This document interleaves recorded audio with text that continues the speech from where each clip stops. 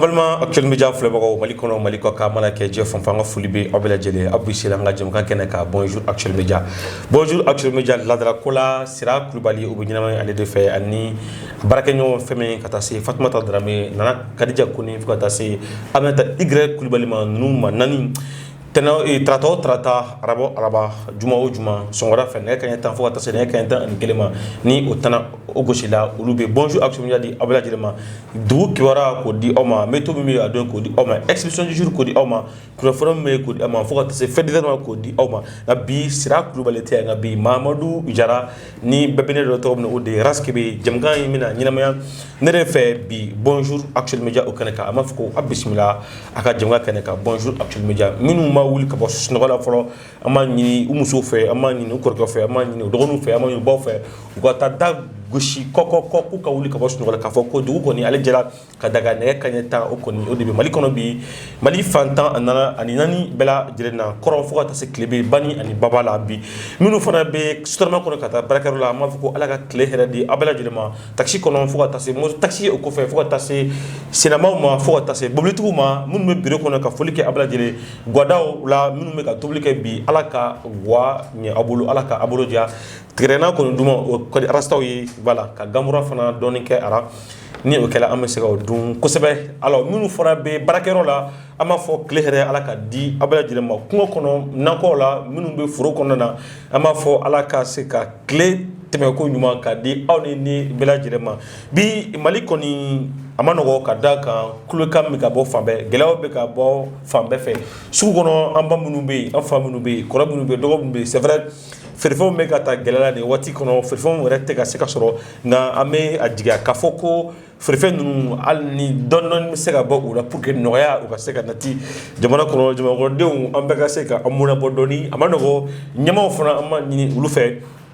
femiye ka se ka subvention ke ka se ka dédommagement plus ka dobo ala ka breda akon kosebe ka ke ina fo femme normal kun wala sa sanagelaw frigelaw munu ma trana kana fere oma an ka se ka so ngala ulubulu ka daka bikoni sigoro klokele o yekeme ani binani o arasa munu be temi o korare ko anga premier droma sisa ka daga premier wala uli ka ba deja na se mi bli tout fora gelale no sima koni ko otoni o bola watan ani wolonvla la 85000 francs ko bi o be ka so fo 120000 francs wa mo nani alne so warti aso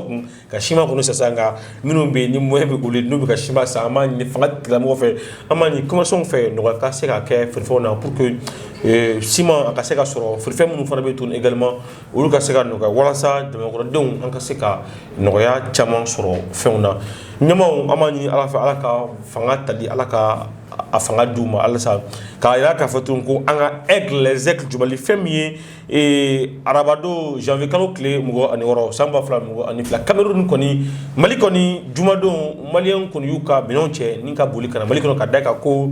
église ko lu koni batula lu kono chila femier penalty mali contre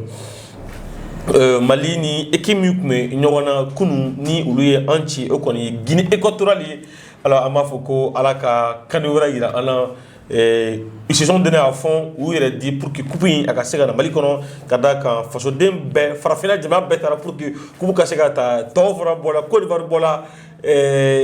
jabra chama bola ni enfra bola manga tiga diga ana mamungo be wuli ka diga butona ka ta fo jenko kan jamana wala kono kibita dolanci itara kun koni di kasika dan kupi ifa duglo sa fe menier o masa ke korona ira ka fako dessert kela amani ala fa ala ka no wada ken bonjour actuel media ni ale kon kene sigle ka di oma ameta technicien ka fa fe amesoro ka do anga rubrique fala kon nana. Pour tous vos besoins en librairie, papeterie, matériel informatique, appareils électroniques et divers, rendez-vous chez AKD Informatique. Ama foko abismila kokura actuel media ga jawani sa fait bonjour actuel media au Kenya l'économie ameya na fa tout c'est là global konté Kenya l'économie la bataille à la personne de Raskebe en chair et en os bon côté un coloma ani mbuma expression folo hamna do kono mini les expressions rubrique folo do kono fait mi les expressions du jour on a dit on nana kadija connaît fait o munu to ko aka to kerke bleu bay o ka jemu chaya nana kadija ko be to godi Côté chocolat. bien dodo j'espère Oui, alhamdulillah. abdoy fait parce que d'afro funu no goro de ko tu as bien dormi Ok. n'est-ce pas Oui. il m'a gagné en émission non Non, parce que si vous voulez gagner ka chede Bon, ma famille. ça c'était entre parenthèses On te ko abane no follow. pas bon follow Bon, midi wakati me passé à la. Midi wakati. Donando. aywa nana kadija fulika mi bolo kala si flebo ma yani boro nga damne Ok, aujourd'hui ko sobe, ni nga flel bako fo mi yere fo. Merci beaucoup. Ami fo tchetsiri la. Merci. Parce que yo li soko mala ina kan. amano gore Bonjour Action Média di ankanu mo goma. amano go bi juma do yare la Wallahi. Do te na ka be me fo la di en flel bako ma. Maliko no maliko kan fo usigiro la. Nyori fo me de go de fo sire. No ma fo e yana soko mala ina. Ni ame nyona émission kela te. C'est vrai. Mo de bi bolo mi ga fo ko. ni yami ibul ke la bataille i tron fla tourner do Ouais, tché. Vous me commentez du ke. Vous me keru ge brilo adumi. Donc où ça la tambolo. Ante sega ufol ante sega nyina ufol ko chukosila. Ama fu nyana ko ubisimla actuel bonjour actuel média plateau sans fait. Kene kene nyala rubrique expression du jour keneka. d'accord alors nana kadija koni bi expression du bi bolo bi kala di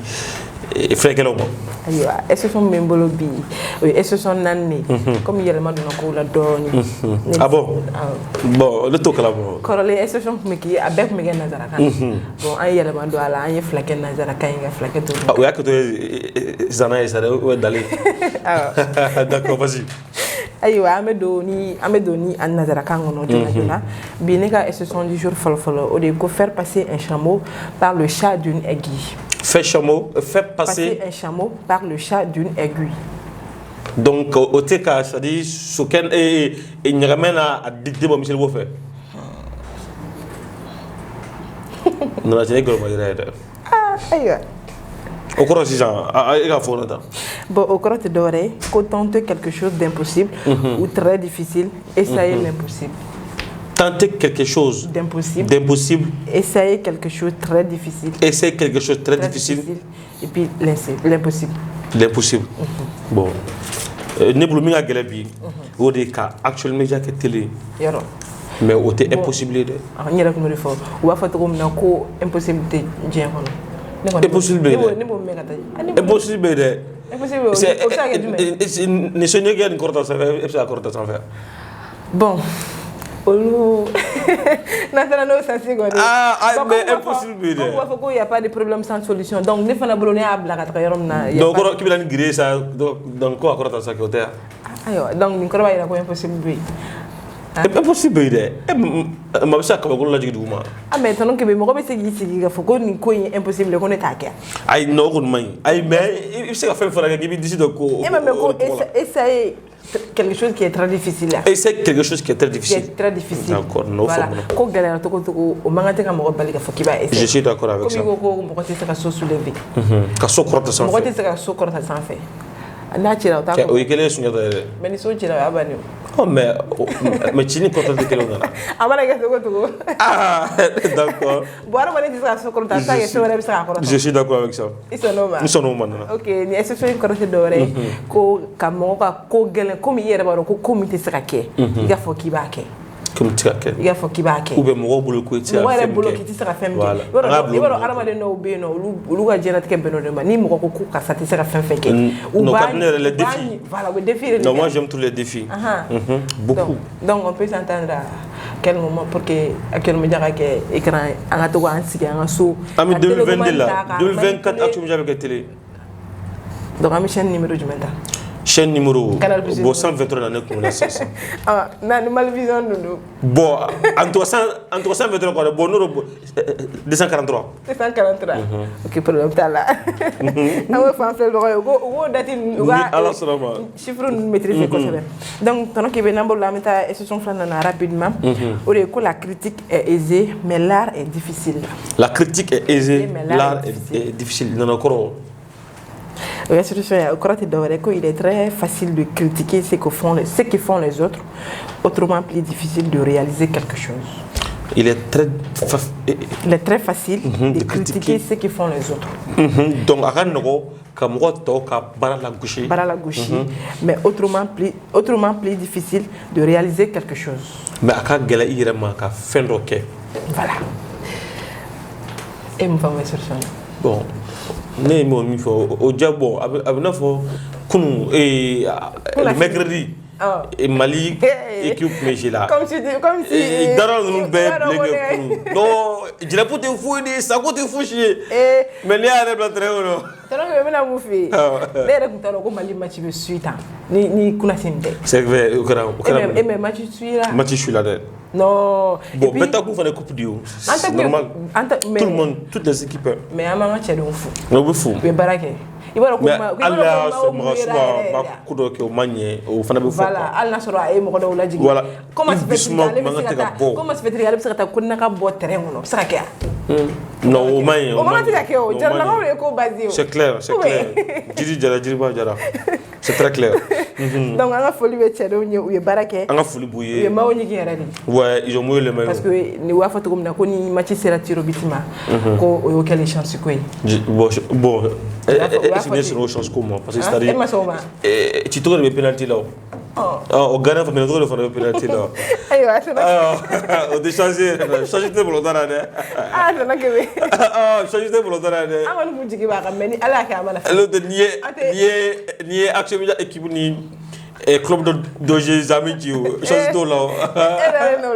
c'est clair voilà on a figa et calo téléformation de diga équipement daron bolon fo mono pour dara fa sanga maga ça bara ne ko mi sanga jigira mo nga o era keli bono non non mais non ok ni session correct yodi ko ni ka mo mana ko do ke ala gusili kadi iye ka soro ire te sanga konke comme ya fato ko nani mo be tere mo na mba fo adi chema sa ke c'est clair ik mo ngake tanto mais na era bla la kono antaro ma ke to c'est très clair donc amano namboro la ma foko ni me dansiki anga institution na nazara kana ko ama teru nga gere to dun kana no ya ayre ka kan aywa tono kebe o fala te dore ko fula dame nono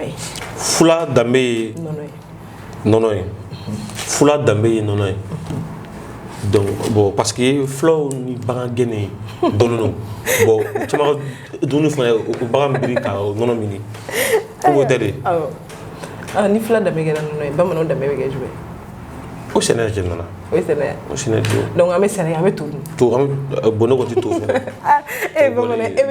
tout voilà e ko bamana dame mena mi fi ni to bla on fait donc de contact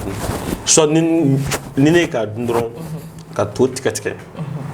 nanjin kanga dun nogola de ne bo bere kanga tola donc ebe mo ko nanji dun ka nogola mla ulu ne mo ko te so ma donc we to ba to lisili de to bla to ali si to ne e ma le fuga kuma me ko to be ma dawla di ban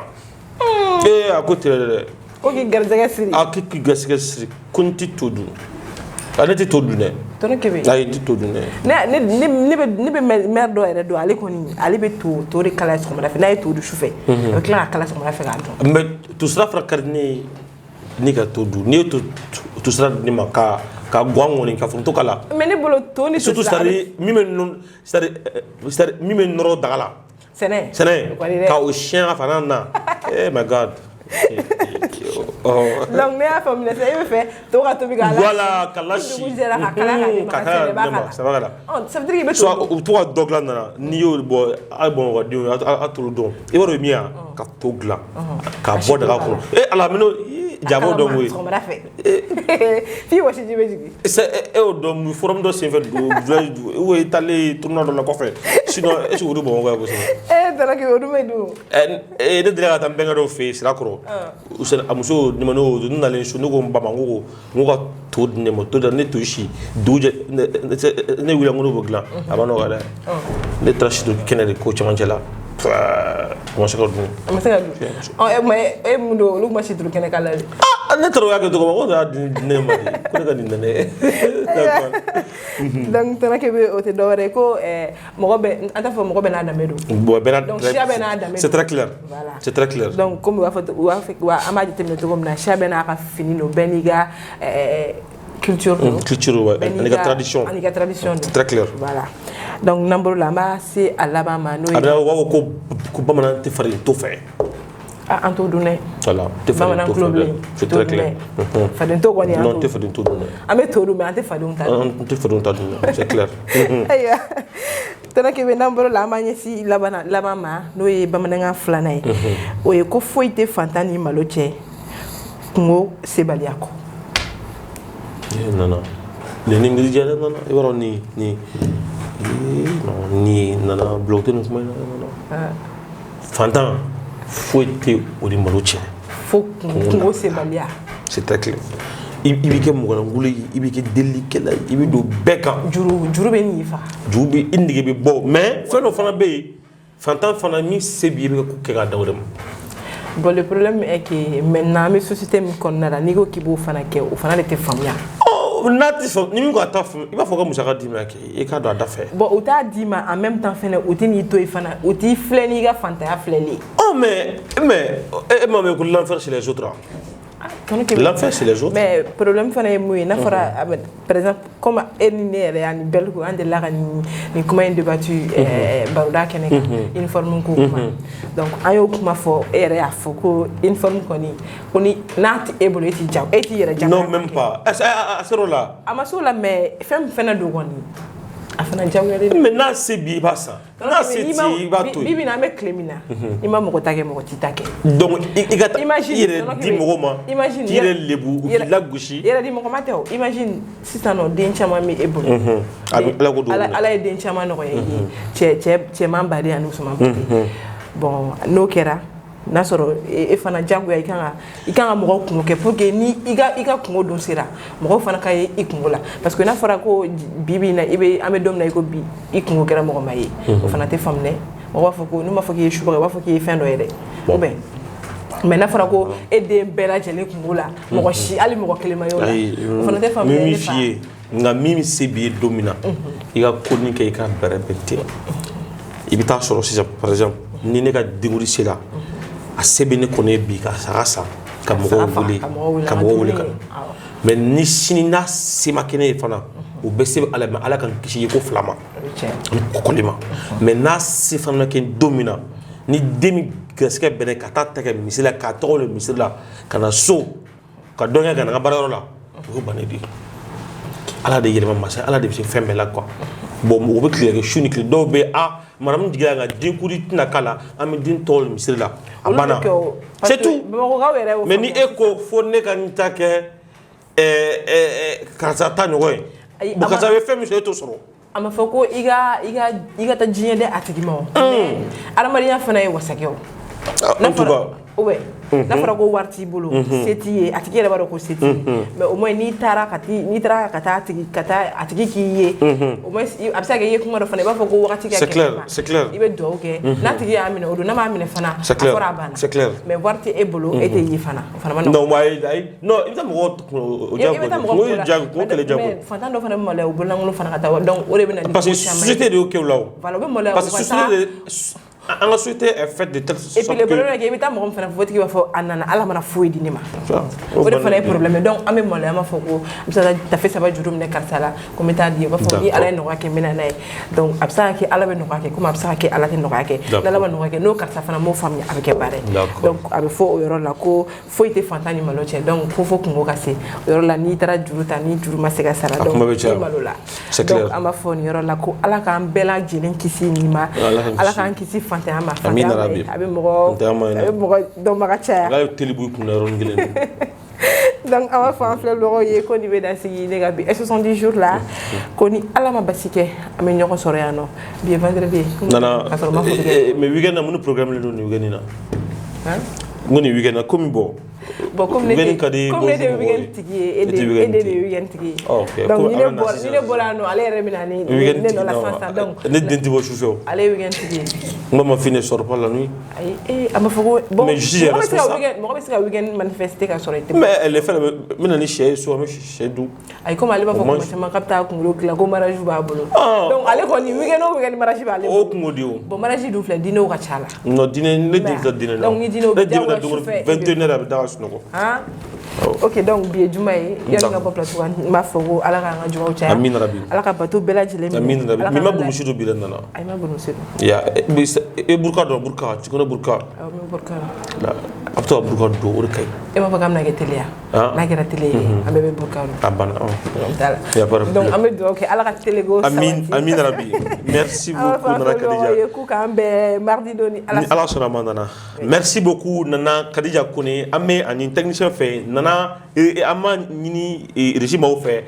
nana an ka ale bilasira walasa ka se ka don actualité du jour kɔnɔ ni u bɛna di ne yɛrɛ denmuso fɛ Fatoumata Dramé à tout de suite. ESG, École supérieure de gestion, spécialisée dans la formation des métiers de la comptabilité et de la gestion d'entreprise.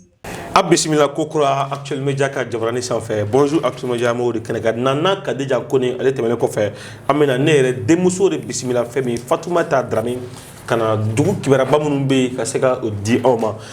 ne den. oui mon père. i ni sɔgɔma. nse ye ne fa. ko bɛ cogo di. ko ka fisa. ko bɛ ka fisa kosɛbɛ. ko bɛ gede. i nisɔndiyalen tɛ la i n'a fɔ mercredi Mali ka match Mali ka match jiran kan fo k'an fasa n y'a bana da yɛrɛ ma bɛ kɛ cogo di. ala ka nɔgɔya kɛ. ala de ye masa ye. ala ye masa ye. ni ko kura bi ne fa yɛrɛ plateau kan. awɔ o tɛ jɔ ni ko ni kalo ɲagamina ko jate dɔn ko jumɛn yɛrɛ ko ni san ɲagamina jate tɛ dɔn kalo la bilen. wala sanno abo sira bana misɛmisɛnnin na. ala ka lafiya d'a ma kɔmusoro. ala ka sin bolo bɔ a la. ok ne fa donc n diyara n kosɛbɛ k'i yɛrɛ plateau kan donc n bɛ foli bila i yɛrɛ ye i mana kɛ o tun tɛmɛnen kɔfɛ ka bɔ yan an ma filɛbagaw bɛɛ lajɛlen fo Mali kɔnɔ ani Mali kɔ kan olu min y'an choisi parmi tant d'autres olu m'an ka émission in commenter k'a partager ka kɛr'u kɛ belebeleba ye ne fana nana b'a fɔ cogo min na émission yɛrɛ a bɛna san 1 sɔrɔ a tɛmɛ tuguni o b'a yira k'a fɔ ko olu yɛrɛ ka cɛsiri b'a la o fana fɛnɛ ka cɛsiri kan donc o tɛmɛnen kɔfɛ ka bɔ yen ne fa n'i ka jɛ i bɛna don kibaruya la k'o lase an filɛbagaw bɛɛ lajɛlen ma donc an b'a daminɛ ni Mali ye fɔlɔ tile filanin na Mali ni Danemark cɛ janyana kosɛbɛ. Danemark wa. dɔw communiqué dɔw bɔra k'a yira k'a fɔ ko an ka finitigilakaw ye cɛmancɛ fanga mɔgɔw y'u reçoit mais kɔfɛ tuguni u tila tun ka démenti kɛ gouvernement mɔgɔw ye communiqué bila donc o tɛmɛnen kɔfɛ ka bɔ yen o communiqué in kɔnɔna na hakilina jiginna communiqué in bilala le 24 comme i yɛrɛ b'a fɔ cogo min na journaliste ka laɲini tɛ information information i pere ka information fɔ mais i b'a sɛnsɛn k'a tɛntɛn ka na di an filɛbagaw bɛɛ lajɛlen ma ne fa donc communiqué in kɔnɔna na ayiwa fɛn min ye an ka gouvernement malien n'o ye an ka cɛmancɛ faga tigilamɔgɔ ye olu y'a laɲini ka Danemark n'u ka contingent mɔgɔw wele ko danois k'u ka minɛnw cɛ k'u ka fɛɛrɛ kɛ k'u ka taa so o tɛmɛnen kɔfɛ ka bɔ a yira fɛnɛ k'a fɔ ko u ka force k'u ka force kɔnɔna na u ka finitigilakaw kɔnɔna na ko pays européen caman b'a kɔnɔna na fo ka taa se force française Barkhane mɔgɔw ma donc ani Barkhane cɛ jalen don kosɛbɛ donc o tɛmɛnen kɔfɛ ka bɔ yen ne fa et pourtant Danemark mɔgɔw fɛn min ye Danemark ka communiqué dɔ fɛnɛ bɔra olu y'u ka ministère des affaires étrangères ye ale y'a yira k'a fɔ ko olu ka mɔgɔw taara sous invitation ko gouvernement malien yɛrɛ de invitation di olu ma ayiwa ko gɛlɛyara kosɛbɛ parce que an ka mɔgɔw bɔra k'a yira k'a fɔ k'olu ma wele o tɛmɛnen kɔfɛ ka bɔ yen nɔ an bɛ lakodɔnniya k'a fɔ k'u kun finitigilaka ninnu bɛ 90 hommes ɲɔgɔnna na hakilina jiginna cɛ 90 ɲɔgɔnna na donc u jiginna u sera an ma mercredi don n'o tun ye le 26 janvier mais u tun bɛ Menanka n'o bɛ Mali kɔrɔnyanfan in fɛ dans le nord du pays donc e yɛrɛ bɛ se ka min fɔ ka fara o kan. alors ne den o kɔni ye an bɛ se k'a fɔ ko le Mali commence à avoir son indépendance sécuritaire parce que n'a fɔ fɔlɔ an tun b'a ye cogo min na surasiw tun bɛ bɔ diɲɛ kɔkɔ ka na waatiw ja ka na fara an kan bon ka sɔrɔ an ma ɲininkali kɛ u ma an ɲininka an b'a fɔ an sɔnna an ma sɔn n'i ye gouvernement ka communiqué ta k'a lajɛ ko sans notre consentement o kɔrɔ ye ko an ka jɛ ma ɲini a ka d'an ye a ma diya n ye o ma ɲini bon or que fɔlɔ an tun bɛ o de déplorer ko le Mali est un pays souverain et indépendant donc il est temps ni an kun bɛ di a kana di an yɛrɛ kɔ donc si aujourd'hui gouvernement k'a fɔ ko contingent wɛrɛ tɛ se ka na fara takuba maaw ka mission kɔnɔ ko an t'i ɲininka n'an sɔnna an ma sɔn donc an bɛ se k'a fɔ ko nin ye yɛrɛma hɔrɔnya lakanata sira fɛ nin ye o sira tagamatɔla ye an b'a fɔ ala k'an bɛɛ sababu ka d'a kan nin taabolo kura in kɔni ka fisa kosɛbɛ. e ka kuma kɔnɔna na ko mɔgɔ kun tɛ di kɔfɛ est ce que mɔgɔ kun bɛ se ka di. a bɛ di kɔfɛ dɛ ni e donna furu la sisan e t'a kalama o t'i kun di kɔ de. ayiwa sisan dɔ ka mɔgɔ ka na ne fɛ yen ko ne ka e di dɔ ma sisan n'est-ce pas donc ko de ke di dawra ma bon ne ka di dawra ma eta kalama fo ko e dogu na ta ne ka fa ngo bo ne di ngi ya ko dogu na ta ay ne fa yambar ko ha amargo yambar ko bi ga manago donc nambura mali ko rama magere RDC la doni femi e rébellion chale no jamana chama ko atla jigina e Afrique de l'Ouest jamana ko nana femi M23 ni M5 me mal M23 fene be e RDC le mouvement du 23 mars o temene ko fega boy aywa attaque do buldala ko jamana ko o kera armée congolaise mawo ni armée congolaise mawo fait no be à quelques dizaines de kilomètres du nord de la ville de Goma no be et Congo yɛrɛ jamana kɔnɔ donc o attaque sen fɛ o kɛra sababu ye k'u ka finitigi ka mɔgɔ mugan k'o nin to a la donc o ye kunnafoni ɲɛ bɔra source locale yɛrɛ la Congo jamana kɔnɔ donc a ko gɛlɛyalen don a gɛlɛyalen don kosɛbɛ dɛ an b'a fɔ ko ala ka ji kɛ a fɔra ka da ka farafinna kɔni ka kalan sa kosɛbɛ mais ne dabalen kɔni bɛ ka ban parce que farafinna de fana kɔnɔ kuma i b'a mɛn ko coup d'état bɛ kɛ i y'a fɔ ko 223 ta kɛra 224 kɛra pendant 225 kunna sisan 226 ne de o kuma qu'est-ce que tu insinues ayi dɛ 223 tɛ Mali ya 225 ma kɛ 221 ma kɛ 24 tɛ Guinée ya donc pendant 25 ans Alassane kunna fɔlɔ donc 21 fana pankiro 26 ye Burkina ye donc ala ka 21 pankiro kunna ala ka pakɛra 21 fana kunna d'accord on t'a fait donc o tɛmɛnen kɔfɛ ka bɔ yen ne fa me bi kunnafoniya kuncɛ ni Madagascar ayiwa tile bɛ anw kan mais san ka jigin kan mais san ɛrɛma de kɔntinɛ o fana ka di kosɛbɛ donc maa 10 ɲɔgɔn nin tora inondation dɔ la Madagascar o kɛra sababu ye ka mɔgɔ 100 et 500 personnes mɔgɔ 500 mais ka mɔgɔ 500 ayiwa ne den bila ta kalan na États-Unis de o ka a fili bɔ o kɛra se ka mɔgɔ 500 k'olu so tanya o tɛmɛnen kɔfɛ ka bɔ yen a yira la fɛnɛ k'a fɔ ko fɛn min ye mɔgɔ miliyɔn 1 ɲɔgɔn na k'olu ka yɔrɔ fɛnɛ bɛɛ tiɲɛ na donc o kunnafoniyaw fɛnɛ bɔra olu ka maaw yɔrɔ la donc ayiwa prévision du fɛnɛ kun y'a yira k'a fɔ ko précipitation kun bɛ taa dɔɔni komi yɛrɛ b'a dɔn farafin an mago tɛ météo la sira yɛrɛ b'a ka météo fɛ an b'a sigi ayi mais ale la situation est très bonne ale la fiabilité est très bonne cette fiabilité kɔni ti cɛ gɔsi ale ta ye ma bɛɛ a ɲagami attention fɔ la fiabilité est très bonne donc an bɛ dugawu de kɛ sa ala ka u t'u yɛrɛ ye ala ka san hɛrɛ ma jigin kan ala k'an yɛrɛ ka samiya yira an na k'o kɛ hɛrɛ kɔnɔna na k'o kɛ hɛrɛ kɔnɔna na donc o de tun ye bi kunnafoniya ka lase an filɛbagaw bɛɛ lajɛlen ma ne fa a bɛ n'a fɔ bi ta ne den t'a tɛgɛ ma dɛ bi kunnafoni kɛ d'accord donc ne bɛ bɔ kuma kɔnɔ bi ye juma ye ala k'an ka jumaw caya donc sini ye samedi ye ko mais weekend ko dun ne den an bɛ taa foro la nin weekend na ne kan ka voyager de i b'a dɔn weekend ne bɛ ne bila ka c'est vrai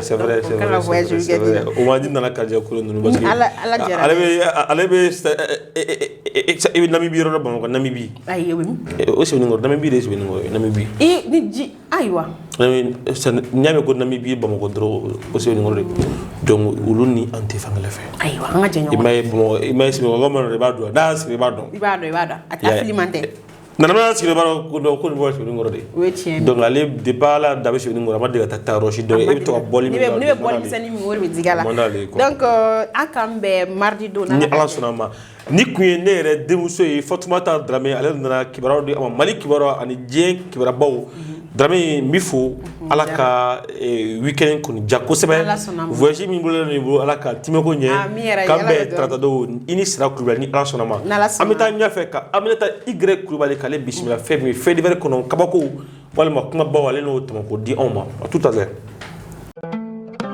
Sistra Technologies est une société de prestation de services et de commerce, évoluant dans le domaine des nouvelles technologies de l'information et de la communication, la fourniture de matériels biomédicaux, la bioinformatique. Foli an b'a kɔrɔkɔrɔ ka lase a bɛɛ lajɛlen ma yɛrɛ k'a fɔ ko nin y'an ka rubrique laban kɔni kɛɲɛ sigilen fɛn min fɛn divers bɛna di anw ma Aminata Y Kulubali fɛ kabakoba minnu walima kumaba minnu bɛ yen ka tɔmɔ ni k'a fara ɲɔgɔn kan k'a di aw ma faamu a ka se ka sɔrɔ a kɔrɔ Aminata Y Kulubali i ni sɔgɔma folikan jumɛn b'i bolo ka lase filɛbagaw ma. Foli ni tanu bɛ an filɛlibaga cɛ n'a muso denmisɛnnin maakɔrɔba ye foli belebeleba ye yɛrɛ ta ye. Merci.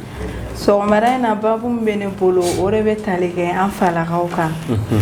an falaka jumɛn an falaka minnu bɛ ban k'a fɔ ko o musow tɛ baara kɛ ni n ko baara o ye minnu bɛ sugujɔw la minnu bɛ tubabu baaraw kɛ olu ko dɔrɔn ko musoya bɛnnen don sokɔnɔnasigi de la a sɔgɔmada in na baabu bɛ o cɛw de kan d'accord donc jateminɛw y'a jira k'a fɔ ko o cɛ ninnu mun de la cause min b'u bila u bɛ o comportement adopté o bɛ sɔrɔ soit la personne est très jalouse a bɛ keleya kojugu soit a dalen t'a yɛrɛ la soit a bɛ fɛ k'i imposer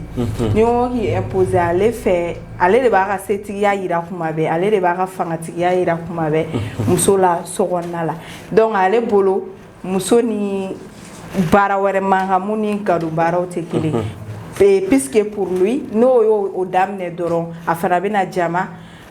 jama ka bila ale la quoi donc a b'a essayer ka o sira tunu muso la i n'a fɔ u bɛ a fɔ kuma caman an b'a mɛn carré kɔnɔnaw la hali sokɔnɔnaw la an b'a mɛn k'a fɔ ko ni muso kalanna kojugu k'i b'a ye k'a ka cɛ sɔrɔ bɛ gɛlɛya walima k'a ni cɛ tɛ bɛn ou bien a tɛ se ka furuso la sabati mɔgɔ caman b'a fɔ n t'a dɔn u ye remarque de kɛ wa ou soit mun y'u bila o idéologie na mais pour moi ne kɔni bolo kɔni foyer ɲɛlen a n'a tiɲɛbaliya o tɛ muso ka kalan na o bɛ sɔrɔ muso jogo yɛrɛ la a n'a somɔgɔw ye ladamu bon ni muso kalanbaga fana caman bɛ i b'a sɔrɔ olu jamanen don o furuso kɔnɔ i b'a sɔrɔ o jamanen don kosɛbɛ ka da kan k'u bɛ fɛn sɔrɔ u yɛrɛ ye o de fɔlɔ o n'i y'a ye ne y'o de fɔ jamani hali dɔw bɛ yen nɔ u ma taa ekɔli la mais u jamanen don mais statistique fana y'a jira k'a fɔ ko minnu bɛ yen ni u kalilen ni fɛn b'u kun olu de fana ka jama ka ca ni min bɛ yen ni fɛn tɛ a bolo yen n'a tɛ baara la n'i bɛ pour que ka étude yɛrɛ confirmer kɛ minorité ni mun bɛ yen nɔ dɛ i b'i baser o yɛrɛ de kan minorité ni dɔw bɛ yen nɔ dɛ olu ye ministres ye o mais olu b'u ka so bato u bɛ tobili kɛ u ka so ka taga o u b'u cɛw bonya o i t'u fɛ yen dɛ ne t'u fɛ yen nɔ mais o confirmelen don confirmelen don e ka source ye jumɛn ok mais source fana jumɛn b'e bolo mun b'a jira k'a fɔ ko muso minnu kalanna k'u tɛ ne terikɛ baba caman de bɛ yen u furulen olu ma ne bolo dɔw ne bɔrɔkɛ o i n'a fɔ an b'a fɔ cogo min na cɛ ni muso cɛla la ala dɔrɔn de b'o dɔn c'est a muso dɔw yɛrɛ bɛ baara yɔrɔ la yɛrɛ u ka fari ko muso patron o de bɛ n bɛ k'o de fɔ o ko muso patroni musow ni i ka fariya ou bien i ka kafaliya n'i ka yaadaliya o bɛ sɔrɔ so de sinon dɔw bɛ yen nɔ u ti baara kɛ mais u kafalen don u ka so man d'u la c'est pas parce que muso bɛ ka fɛn dɔ sɔrɔ ko o b'a to a tɛna se k'a ka foyer tenir pour moi au logique ça tient pas parce que au contraire ni muso yɛrɛ bɛ dɔ k'a yɛrɛ i b'a ye harmonie bɛ na aw ka foyer kɔnɔ ni n ko harmonie o ye kɔrɔ ye mun ye muso mana kɛ k'a bɛ dɔ sɔrɔ a yɛrɛ i bɛ taa sɔrɔ a ka magoɲɛfɛn caman bɛ yen nɔ a ma se a ka fɛn ɲɛna k'a fɔ k'i ka wari d'a ma a k'o kɛ a yɛrɛ b'o kɛ a yɛrɛ ni n ko harmonie fana denmisɛnninw mago bɛ jɔ kuma caman warimisɛnninw na a ma se a k'e kɔnɔ k'a fɔ a ye mugan di papu ma ou bien tan di mami ma ni wari b'a bolo a yɛrɛ bɛ se k'o di a yɛrɛ ka sɔrɔ a ma cɛ la tɔɔrɔ la en même temps muso bɛ contribuer fana du dépense la parce que ni muso bɛ se ka dɔ sɔrɔ a yɛrɛ ye muso caman bɛ yen nɔ u tɛ u ka fɛn bɛɛ bila ka cɛ kɔnɔ i bɛ taa sɔrɔ fɛn dɔw mago b'u k'u ye dɔrɔn sokɔnɔna la a kan ka kɛ de u b'a kɛ mais n'a fɔra ni diɲɛlatigɛ fɛn o fɛn hali ni alimɛti banna so kɔnɔ fo ka e de kɔnɔ e ka taa alimɛti san i bɛ taa sɔrɔ hali n'i ka di cɛ ye par finir i nege bɛ bɔ a la parce que a b'a fɔ e ye dɔkɛbali man di mɔgɔ si ye hali mɔgɔ n'a mansa ni ɲɔgɔn cɛ ni den kɔrɔla cogoya dɔ la k'a tɛ se ka fɛn ɲɛ a yɛrɛ hali n'i ka di i bangebaa i b'a ye i nege bɛ bɔ a la parce que dɔkɛbali komi n y'a fɔ cogo min na dɔkɛbali man di mɔgɔ si de donc cɛ minnu o hakilina bɛ cɛ minnu na k'a fɔ ko ni muso kalanna a bɛ kafa a bɛ yaada ou bien a tɛna sɔn ka kuma ma ne b'a f'u ɲɛna u ko o hakilina bila furu kɔnɔ fɛn bɛɛ ye communication de ni i muso n'aw bɛnna ko la i b'a sɔrɔ a ka ca ala fɛ an mago bɛ mun na a bɛɛ b'o sɔrɔ o kan mais kuma bɛɛ déjà que ni idéologie ancrée bɛ e kunna k'a fɔ ni muso kalanna dɔrɔn a tɛ ɲuman kɛ muso mana diɲɛ ko fɛn fɛn k'e bolo sa o bɛ kɛ juguman de a mana diɲɛ ko i t'a sɔrɔ hali muso tɛ se k'i exprimer i b'a fɔ awɔ parce que i kalanna i bɛ yaada wa a bɛɛ ka jugu n'a sɔrɔ muso ka salaire bɛ cɛ ta ɲɛ donc frustration bɛ na forcément foyer là parce que o bɛ kunna déjà mais n'i y'a b'i kunna k'a fɔ c'est toi l'homme de la maison Amaso bela muso fana yi bonya ka fo c'est lui mon mari c'est lui l'homme de la maison amaso bela mu checha mambe no ka bara be che ube ta retraite la mais be ta soro muso bo u gashi sigo fo ka ta se wa se ka bara were soro mais do fana be no ni yere ga chugo na ibi minete tori ne e ka so na la ete chien fo na al ne ka bara che na to be continuer de donc o yoro la ma fa la ka uyena uku akili to yɔrɔ la kosɛbɛ u b'a to an bamuso ka taa sugu la u ka t'u ka jago kɛ u ka t'u ka baara yɔrɔ taga la n'o kɛra an yɛrɛ minnu ye denmisɛnninw ye an fana bɛ lafiya olu yɛrɛ bɛ lafiya sɔgɔmada in na ni ne kun bɛ ne bolo. Aminata Y Kulibali an b'i fo ni kun ye Aminata Y Kulibali ye ale kun nana fɛn min ye fait divers ko di aw ma ka kumadenw ka tɔmɔ ka kɛ kumaba ni k'a di aw ma faamu caman ka se ka sɔrɔ bonjour Actuel Media bi o ɲɛnamaya ne kɔni fɛ Arash Kebe Sira Kulibali ma se ka kɛnɛ sɔrɔ mais ni Ala sɔnna tarata don ani a nɔfɛmaw u nana ɲɔgɔn lasɔrɔ fɛn min Fatumata Darame Nana Kadija ko ni Aminata Y Kulibali technique la bi ma kelen min Dawuda Dambele ale ye a daminɛ nka maa min y'a laban o de ye Abdoulaye Mayiga ye an b'a fɔ ko a k'an bɛn tarata wɛrɛ asalamu